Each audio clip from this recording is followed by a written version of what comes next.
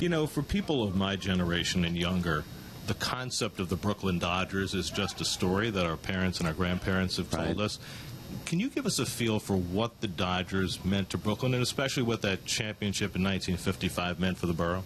You know, the borough of Brooklyn, believe it or not, back in those days, was looked upon with some ridicule. In fact, if you went to see some of the older war movies, they would always have the guy from Brooklyn who really talked D's, dem, and does, and he was usually a comedian of some kind. So there was always a little bit of a stigma on the trolley Dodgers, as they call them. So when the Dodgers won a game, it was the answer to the lordly spires in New York. It was the answer to the laughter over the mention of the word Brooklyn. And the team reflected the spirit, everything that was in the borough of Churches. And of course, when they finally won the championship, the people in Brooklyn, many of whom had been disappointed, not just in baseball, but in life itself. And when the Dodgers finally won, overcoming all of their problems and frustrations, it really affected the feelings of the people in the borough.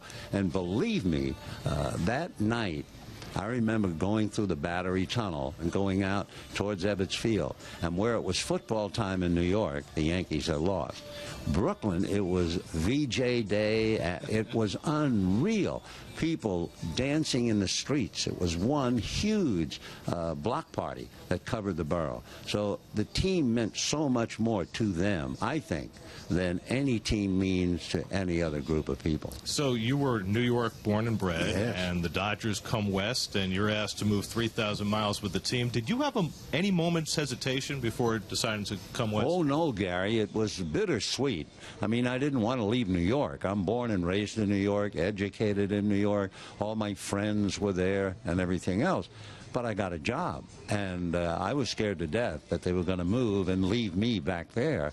And Walter O'Malley, God bless him, no, these are my announcers, Vin Scully, Jerry Doggett, and they come with me. And I understood later on there was a great deal of pressure here in Southern California on Mr. O'Malley to use local announcers who had done, you know, the Hollywood stars and etc. But no, Mr. O'Malley said they're coming. And so it was a mixed blessing at the time, and I'm really thrilled. It's been a wonderful association out here. Well, certainly it was a good choice. You have been witness to so many phenomenal beginnings. I think of Fernando Valenzuela and Hideo Nomo. So from that perspective, when you watch Yasiel Puig and this incredible beginning to his career, what are your thoughts? Well, he's a wild horse. That's the best way I can describe him. He is a wild horse that will be broken in, and he will then be even better. It's not the same. Fernando was in a class all his own. I swear to you, when they had Fernando Mania, as they called it, I could see where it was almost a religious experience. And I don't think there'll ever be anything quite like that again, especially because this area is so Hispanic.